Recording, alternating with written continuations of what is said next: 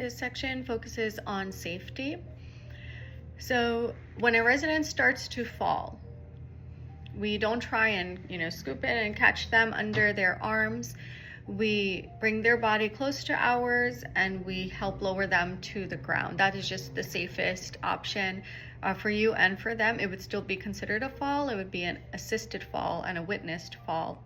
But that's just the safest way. So widen your stance, bring the resident close to your body and guide them to the floor. If a resident would start to fall, if you were transferring them or ambulating them. One of the first signs of pressure injury is discoloration of the skin.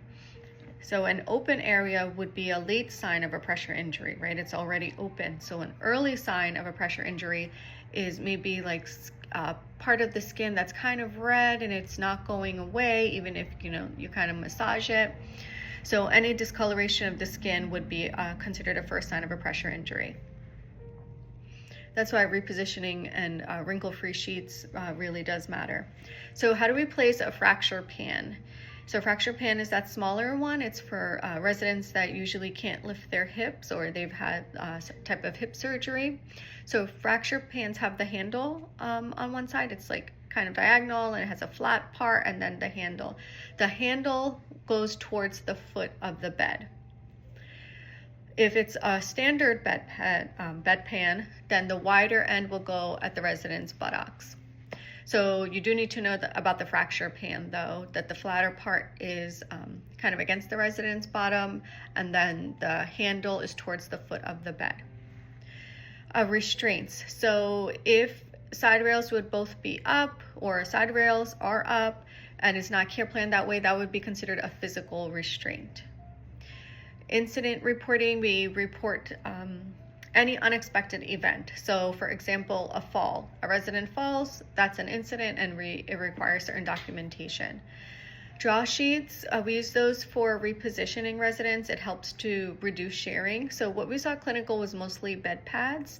I think I saw just like a couple of residents had draw sheets, but draw sheets are the better option if possible, just because it does reduce the sharing when you're turning them or repositioning them or even moving them up in bed. Fire safety. So remember that RACE acronym, the R is first. So what do we do first? The first step is that we remove residents from danger. So it's either remove or rescue.